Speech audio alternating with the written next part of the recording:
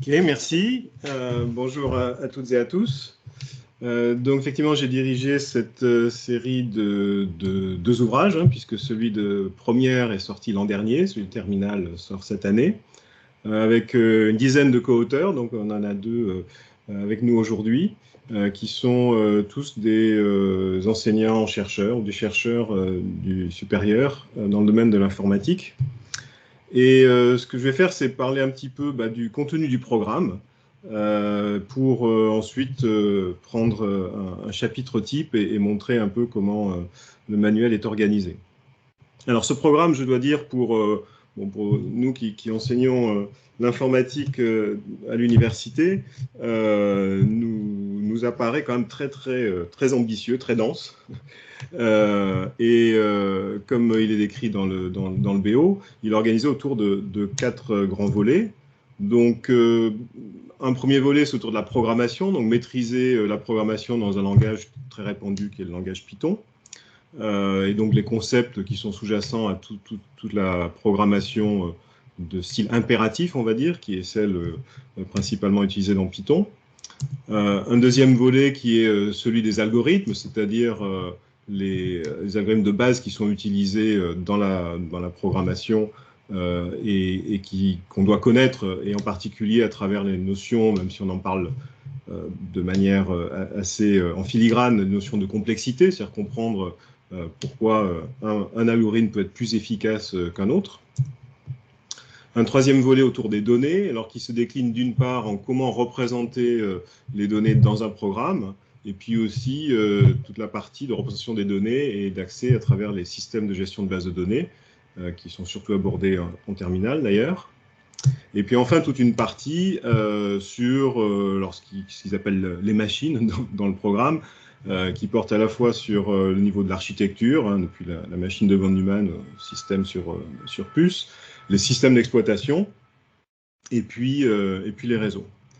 Et alors, comme tout ça n'est pas suffisant, il y a deux thématiques transversales. Une, alors qui me tient à cœur parce que mon domaine de recherche est l'interaction humain-machine, donc autour de l'interaction, c'est-à-dire que les programmes que nous, on voit en tant qu'humains sont des programmes interactifs, donc comment fonctionne l'interaction. Et deuxièmement, une perspective historique sur l'évolution de la discipline informatique et les grands points de repère. Donc tout ça est extrêmement ambitieux et on l'a décliné donc dans un parcours de chapitres. Il y a 14 chapitres dans le manuel de première, il y en a 15 dans celui de terminale, où on essaie d'avoir une progression, même si tous les chapitres ne doivent pas forcément être faits dans l'ordre du manuel. Et par exemple, dans le manuel de première, on commence par un chapitre qu'on a intitulé « Au cœur de l'ordinateur » qui est sur la machine de von Neumann, dont le but vraiment est d'essayer de faire comprendre aux élèves que un ordinateur, c'est très bête et très rapide. Donc c'est un peu une tentative de démystifier finalement la puissance de l'ordinateur qu'on voit souvent comme étant plus puissant que l'être humain avec tout ce qu'on entend sur l'IA, mais fondamentalement au cœur de l'ordinateur, les choses sont très bêtes, c'est juste que ça va très très vite. Alors ce chapitre, on n'est pas obligé de le faire au début si on veut le faire plus tard, mais on a choisi d'attaquer le manuel là-dessus. Ensuite, il y a une partie qui sont les bases de la programmation, donc magnifique animation des 4 grands pôles du programme et puis des deux thématiques transversales. Voilà, alors donc maintenant sur le programme de première, donc je disais le premier chapitre, on a voulu parler de la machine de von Neumann pour montrer que l'ordinateur est en fait très bête. Et puis ensuite 3 chapitres qui sont les bases pour pouvoir commencer à programmer, donc les bases du langage Python et des fondements donc de cette programmation impérative. Le chapitre suivant, alors ça c'est un parti pris là aussi, qui était d'aborder très tôt les aspects, je dirais, les plus simples de l'interaction, l'interaction textuelle, comment en Python pouvoir demander à l'utilisateur de rentrer un nombre, une chaîne de caractères, et puis une partie avec un peu d'interaction graphique, parce qu'il nous semble que pour rendre la matière quand même plus accessible et intéressante, si on peut assez facilement faire des petits programmes interactifs, c'est mieux que si on se borne à des programmes qui vont afficher des données comme ça sans possibilité d'interaction avec l'utilisateur. Et donc, dans tout ce manuel de première, il y a une librairie qu'on appelait NSI UI pour User Interface, qui permet facilement de créer des interfaces avec un bouton, un champ de saisie de texte, des choses comme ça. Et on a voulu mettre ça assez tôt pour pouvoir l'utiliser dans la suite. Ensuite, on aborde ce qui va avec les concepts de base de la programmation, les types structurés, qui sont les tuples, les tableaux, les dictionnaires. Et on enchaîne justement sur ce qui est un gros morceau du programme de première, donc tout ce qui tourne autour des structures de données de type tableau. Alors, avec la difficulté que dans Python, les tableaux sont des listes ou les listes sont des tableaux, et le programme est un peu ambigu d'ailleurs sur cet aspect-là. On a essayé au maximum de le traiter comme des tableaux de taille fixe, même si aujourd'hui, dans le monde moderne, la programmation se fait rarement avec des tableaux de taille fixe, et donc on s'est aussi autorisé à traiter les tableaux dans lesquels on peut ajouter des éléments au fur et à mesure pour avoir quand même des choses plus intéressantes. Suit l'algorithme des tableaux, trier et chercher dans les tableaux, algorithmes vraiment fondamentaux. Et puis ensuite, les données en table, qui sont un peu ce qui aborde en fait la problématique des bases de données, qui sera développée ensuite dans le programme de terminal pour ceux qui poursuivront. Ensuite, à ce stade, on considère qu'on a quand même suffisamment de billes, je dirais, pour commencer à écrire des programmes un peu conséquents. Et donc, il faut faire un petit peu de génie logiciel, c'est-à-dire spécifier et tester comment ne pas partir bille en tête à écrire des lignes de code, mais savoir en amont comment spécifier ce que va faire telle ou telle fonction, et puis ensuite tester et pas juste faire ça un petit peu au petit bonheur la chance, donc avoir les premiers principes de ce que l'on appelle le génie logiciel pour écrire des programmes de manière propre et plus rigoureuse. Et puis, à la suite de ça, donc, il y a la section sur l'aspect qu'ils appellent les machines dans le programme, les questions de codage, comment on représente tout par des 0 et des 1, donc les nombres entiers, les nombres décimaux ou en virgule flottante, les chaînes de caractères, la problématique des réseaux, qui se poursuit en terminale avec le routage, dont nous parlera Christelle tout à l'heure. Un chapitre de l'interaction sur le web. Une fois qu'on a des réseaux, le réseau c'est Internet, l'Internet c'est en particulier le web, donc comment on interagit sur le web, et ce qui nous oblige à faire un détour par un peu de programmation en JavaScript, parce que Python n'est pas vraiment très copain avec le web.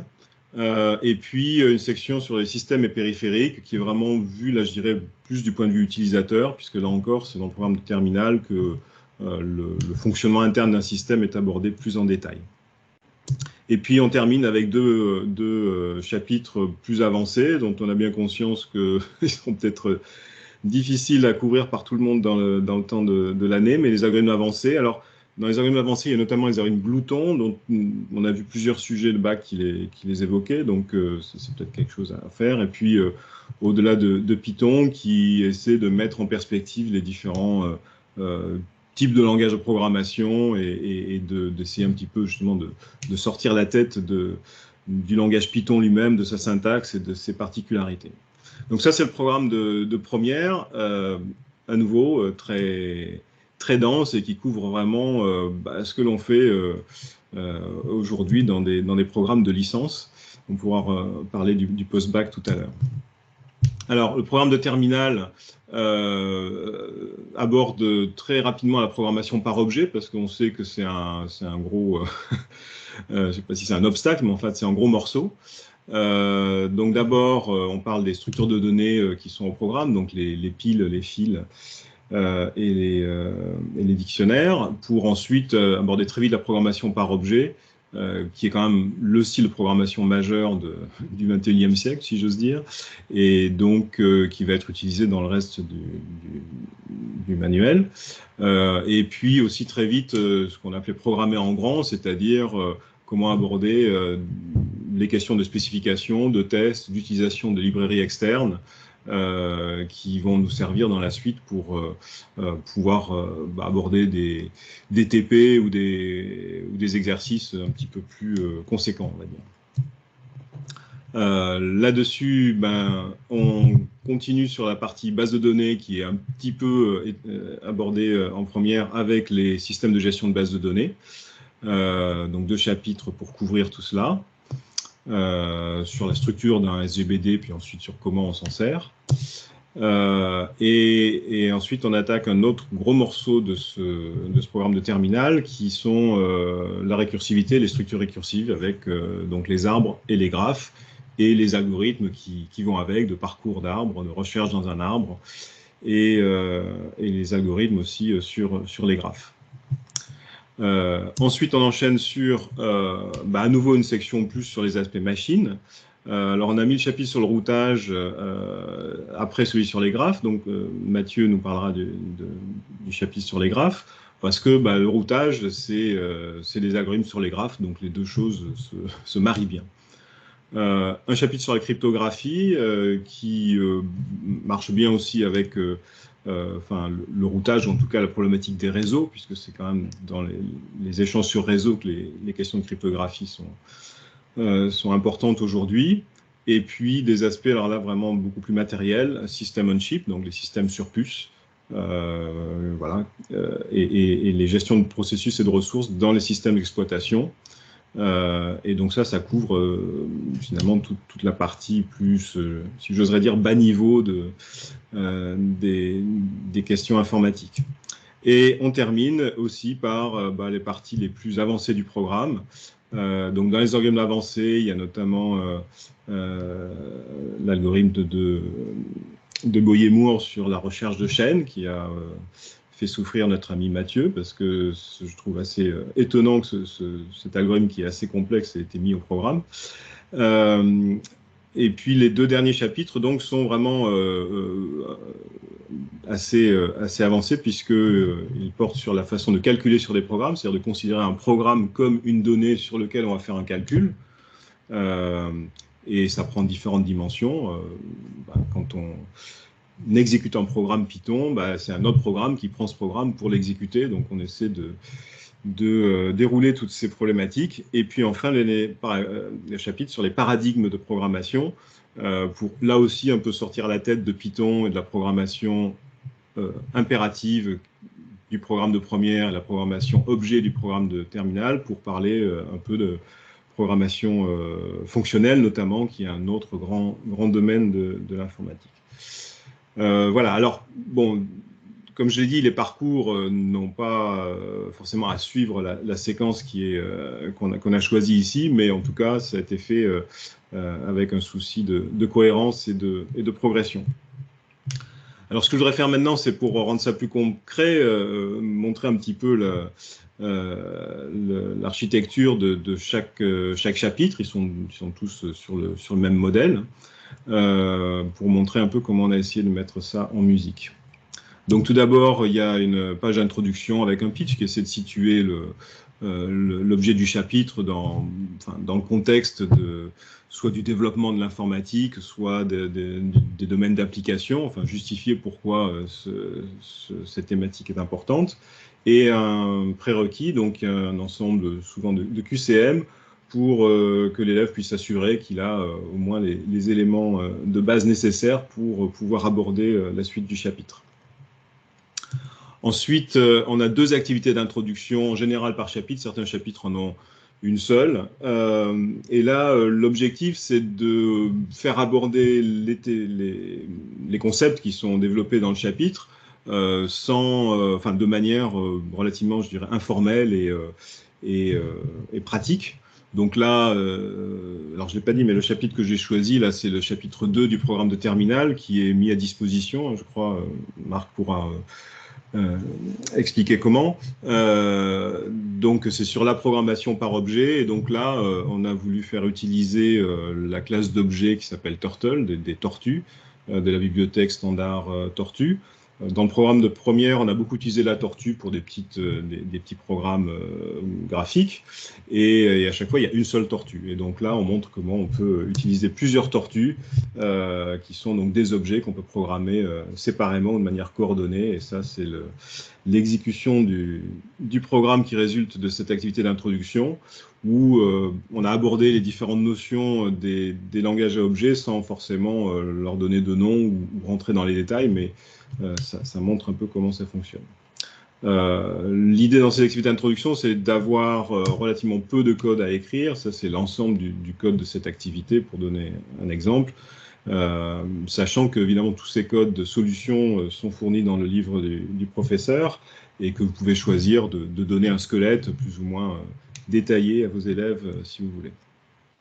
Donc, une fois cette activité d'introduction abordée, alors il y a un cours qui est en général de 6, parfois 8 pages. Alors le cours, mon éditeur me dit tout le temps « Ah ouais, non, mais le cours, les élèves ne le lisent pas, etc. » Mais bon, il faut quand même introduire les notions de manière rigoureuse, quelque part. Donc on essaie de le faire de manière assez illustrée. Il y a des notes dans la marge pour un peu alléger la lecture, et puis mettre dans la marge soit des notions plus importantes ou des notes historiques. Il n'y en a pas dans cet exemple. Mais l'autre chose qu'on a fait aussi pour peut-être inciter plus à aller voir le cours, c'est qu'on fournit un cahier Jupyter, un Jupyter Notebook, avec l'ensemble du code qui est donné, qui sert en général d'exemple ou d'illustration dans chacun des cours de chaque chapitre. Et donc, alors je ne sais pas si beaucoup de gens utilisent Jupyter, ce qui fait qu'on le donne aussi sous forme de fichier code Python, mais l'idée en particulier avec Jupyter, c'est que ça permet d'essayer les choses soi-même et vraiment de se familiariser avec les concepts qui sont présentés. Alors bon, tous les chapitres ne s'y prêtent pas, hein. Certains chapitres n'ont pas forcément de code Python, mais c'était une des façons d'essayer de rendre la partie cours plus attractive. Ensuite, on a une section qui s'appelle Checkpoint, où il y a en général une carte mentale, comme dans le haut de cette image, qui reprend essayer d'organiser un peu les principaux concepts. Alors, bon, dans ce chapitre qui introduit les concepts des langages à objets, c'est un petit peu particulier, d'autres cartes mentales sont un peu plus riches. Et puis dans ce cas particulier, on a aussi voulu rappeler la syntaxe d'une classe pour avoir un aide-mémoire pour les élèves, ainsi que la visualisation qu'on a utilisée pour essayer d'avoir une représentation mentale de ces fameux objets, des méthodes, etc. Et essayer de jouer sur ces différents tableaux de représentation des concepts. Le cours est suivi par un QCM, donc qui permet à l'élève de tester ses connaissances et là aussi peut-être l'inciter à bien avoir absorbé le cours. Ensuite, on a des travaux pratiques. Donc, dans beaucoup de chapitres, il y en a 2, parfois il y en a 1, parfois il y en a un qui est assez costaud, je vais dire. Donc ici, les travaux pratiques, et c'est aussi un peu le cas pour les exercices, bon, on encourage à ce que le travail se fasse par groupe de 2, parce que dans le travail de programmation, souvent, on peut facilement rester bloqué si on est tout seul, et à 2, on peut au moins essayer de s'aider l'un l'autre, et ça sollicite moins l'enseignant. Dans ce cas particulier, on a voulu faire, et on a essayé de faire ça lorsque c'était possible, un TP, je dirais, ici sur les listes chaînées, donc qui est plus algorithmique, si on peut dire, en tout cas informatique, et puis un autre TP plus appliqué, donc ici c'est l'utilisation une simulation de supermarché avec plusieurs files d'attente. Alors la raison, c'est que dans le premier chapitre, dans ce cas précis, il y a un premier TP qui est sur l'utilisation de la structure de données file pour modéliser une file d'attente d'un magasin. Et du coup, dans ce deuxième chapitre, on est passé de qu'est-ce qui se passe quand on a plusieurs caisses, et donc plusieurs files d'attente, ou une file d'attente qui se partage entre plusieurs caisses. Et donc, derrière ça, en fait, notre objectif, c'est vraiment de ne pas se laisser enfermer dans des applications purement informatiques de l'informatique et de se faire plaisir, je dirais, en tant que spécialiste du domaine, mais vraiment de montrer des applications concrètes Et donc, on a vraiment essayé dans les TP et aussi dans beaucoup d'exercices, de vraiment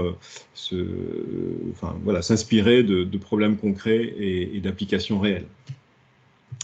Voilà, ce qui nous amène à la fin d'un chapitre constitué de 3 sections d'exercices. Les exercices dits newbie, qui sont des exercices faciles, qui sont vraiment des applications a priori directes du cours.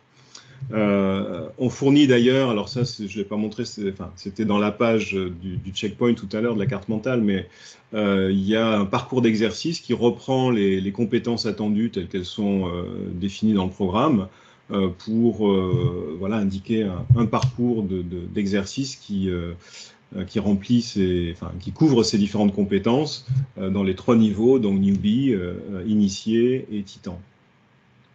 Vous pouvez voir aussi qu'on a un icône là sur exercice 9 d'un ordinateur barré, qui sont les exercices qui ne nécessitent pas d'être à l'ordinateur. Et donc on a essayé d'en avoir un certain nombre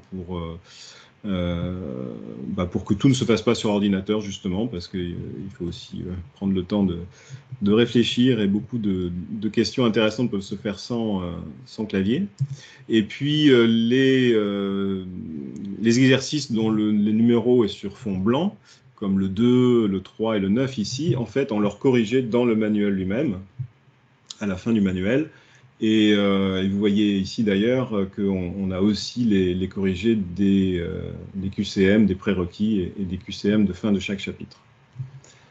Il y a à peu près 3-4 exercices newbie et 3-4 exercices initiés qui sont corrigés dans le manuel, sachant que le livre du prof contient tous les autres corrigés. Les exercices initiés, de niveau initié, c'est ceux qui sont les plus nombreux. Il y en a 4 pages en général dans chaque chapitre. Ils suivent aussi une progression d'exercices plus simples et plus courts vers des exercices plus élaborés qui peuvent parfois être, je dirais, même de la taille d'un TP pratiquement.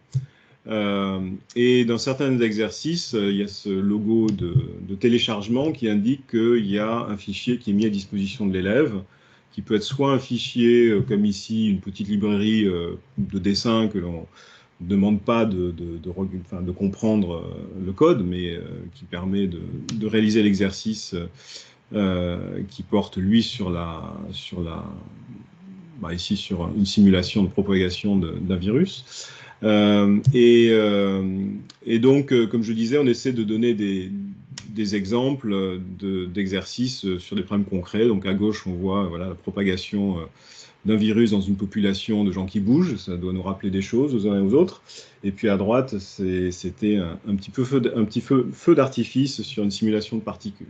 Alors, bon, tous les exercices ne se prêtent pas à ce genre de visualisation, mais on a quand même essayé d'avoir des applications concrètes.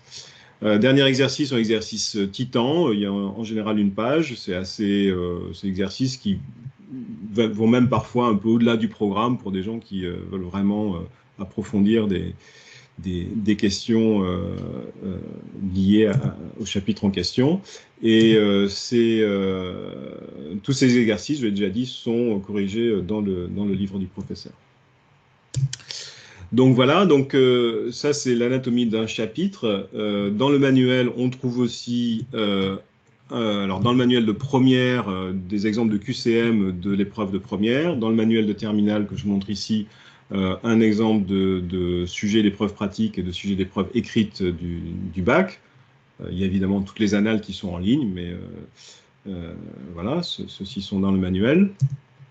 On trouve 4 projets ou idées de projets, qui par rapport à des TP sont décrits de manière beaucoup plus superficielle ici, pour que les groupes puissent travailler vraiment de manière plus autonome, je dirais. Et souvent dans ces projets, on a essayé de faire en sorte qu'il y ait des liens avec d'autres matières. Bon, à gauche ici, on a une simulation de comportement de population du système proie-prédateur qui peut peut-être faire le lien avec les classes de sciences de la vie. Voilà, qui tourne, donc je finis rapidement. Dernier point, il y a le livre du professeur. Donc, il contient d'une part quelques notes sur le chapitre qui peuvent être des conseils, des références à des ressources intéressantes en ligne, voilà, ainsi que tous les corrigés des activités, des TP et des exercices. Ceux-ci sont sous une forme rédigée, comme on le voit à droite, et on fournit aussi tous les fichiers Python.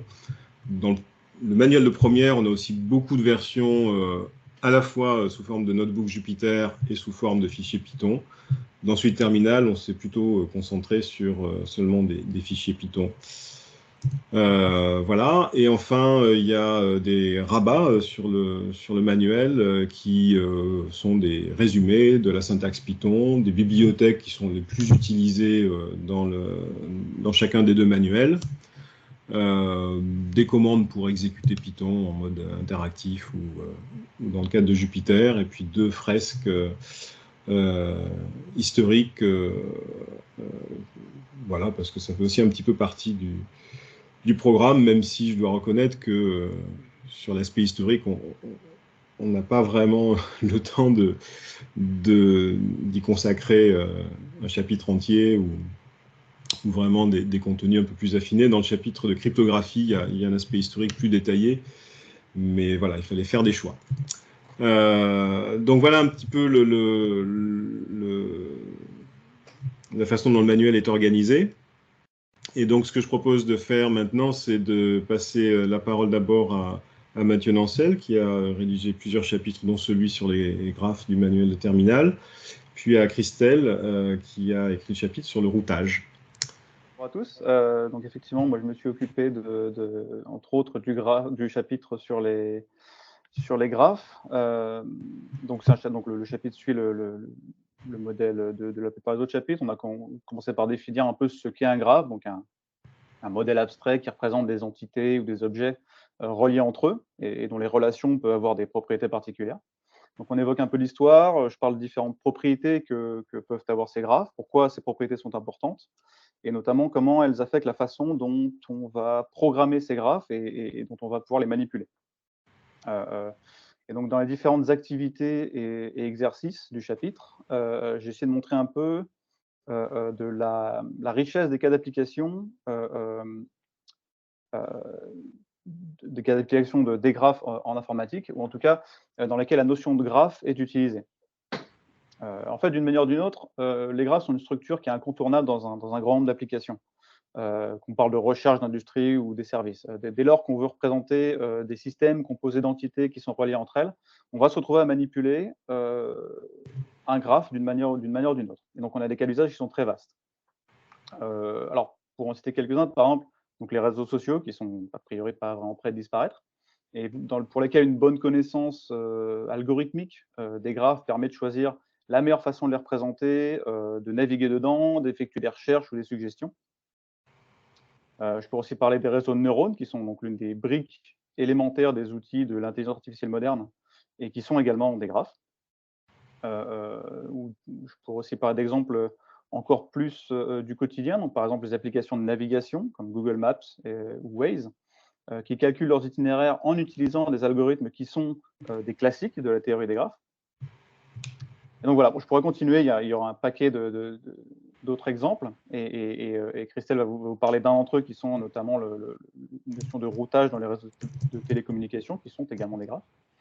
Donc le cours lui-même, il pose vraiment les notions de base de ces questions, par lesquelles il faut commencer, donc, qui ne sont pas nécessairement utilisées systématiquement quand on travaille avec des graphes au quotidien de façon professionnelle en informatique, mais qui sont incontournables, ou en tout cas qu'il faut connaître pour entrer dans le sujet, pour aborder les vraies complexités de ce qui constitue l'usage des graphes.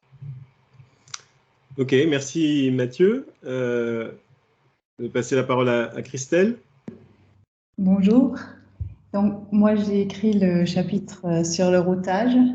Et donc, ce chapitre... Ta caméra est activée parce que moi, je ne te vois pas. Je ne sais pas si... D'accord. Oui, voilà. Ah, voilà, c'est mieux. Bonjour. Donc, j'ai écrit le chapitre sur le routage. Donc, ce chapitre fait suite au graphe parce que, comme ça a été dit déjà plusieurs fois, Le réseau, enfin, le routage dans les réseaux se passe sur un graphe. Le réseau est représenté comme un graphe. Et donc, en fait, le routage, c'est principalement le calcul de chemin dans un graphe. Et donc, c'est pour ça qu'on a choisi cette séquence de chapitres. Donc, dans le chapitre, ce que je vais présenter, c'est les deux algorithmes principaux de calcul de chemin dans les graphes. Donc, l'algorithme de Bellman-Ford qui est vu sur base d'une activité préparatoire, et ensuite, dans le cours, l'algorithme de Dijkstra. Et à ça s'ajoutent des compétences plus en réseau, qui sont l'allocation d'adresses IP, puisque donc ça c'est les adresses IP, les protocoles, ils ont été vus dans le programme de première, et en terminale, pour faire du routage, il faut pouvoir envoyer le trafic au bon endroit, et donc les nœuds ont des adresses. Et donc je revois ce concept-là et j'explique comment on alloue ces adresses, pour ensuite voir aussi la notion de table de routage, parce qu'une fois qu'on a calculé les plus courts chemins, il faut pouvoir arriver à envoyer le trafic à la bonne destination. Et donc, il faut construire une structure de données qu'on appelle une table de routage. Donc, je vois aussi cette structure de données dans le chapitre. Alors, les applications, effectivement, dans les réseaux. Et donc, dans les réseaux que tout le monde connaît parce que la plupart des gens ont une connexion Internet. Donc, ils sont connectés à un fournisseur de services. Et ce fournisseur de services, pour pouvoir joindre ses clients, il va utiliser ces algorithmes que je présente dans le cours. Et ensuite, l'algorithme de Bellman-Ford, des extensions sont utilisées pour interconnecter différents opérateurs réseau, donc des fournisseurs de services qui, par exemple, sont dans des pays différents. Ensuite, ces algorithmes de calcul de chemin, ils ont aussi des applications, comme Mathieu l'a dit, dans d'autres domaines, comme par exemple dans le calcul de chemin pour les GPS, par exemple. Et pour faire du calcul multimodal, etc., on va avoir des extensions des algorithmes présentés. Voilà.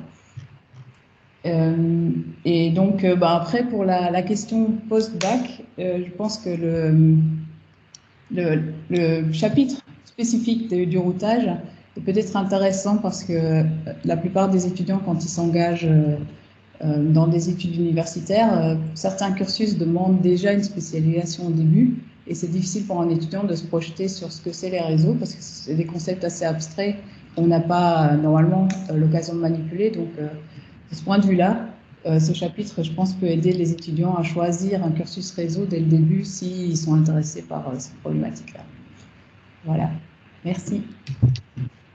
Merci Christelle. Et oui, donc peut-être juste pour finir nos interventions sur ces questions post-bac. Donc je l'ai dit au début, ce programme NSI, j'ai envie de dire un peu par la force des choses, il reprend des contenus qui jusque-là et encore aujourd'hui et pour un certain temps sont enseignés à l'université au niveau de la licence, aussi dans les IUT informatiques, un ensemble de formations d'ingénieurs ou même s'ils ne sont pas spécialisés en informatique, il y a souvent l'apprentissage de la programmation, etc. Je pense que ce qui est intéressant, c'est que par le spectre large du programme, ça en tout cas, donne, je pense, une idée aux élèves des différents domaines de l'informatique qui, dans les études supérieures, par exemple, donnent lieu à des spécialisations dans des masters, mais aussi dans les écoles d'ingénieurs ou même dans des études plus courtes. Voilà, selon qu'on va s'orienter plutôt vers du réseau, vers des bases de données, vers de la programmation et du génie logiciel, vers de l'architecture de machines, on voit un petit peu tout ce patchwork de domaines finalement. Après, il est évident que, alors en tout cas à l'université, on ne va pas changer nos programmes de niveau licence en faisant le pari que seuls vont venir dans les licences d'informatique des élèves qui auront fait la spécialité NSI. Donc l'avantage pour les élèves qui l'auront suivi, c'est qu'ils auront déjà un bagage en arrivant, Et les programmes de licence, on connaît le taux d'échec malheureusement en licence qui reste élevé.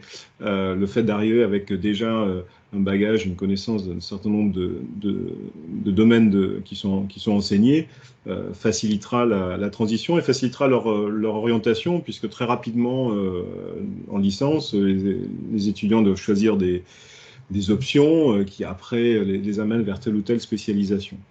Donc personnellement, moi je suis voilà, je suis très heureux que l'informatique ait trouvé sa place dans des programmes de lycée. Il n'en reste pas moins que c'est un programme qui est dense et qui est très, très demandeur pour les étudiants, et je sais aussi pour vous, les enseignants, puisque c'est en général pas votre formation d'origine.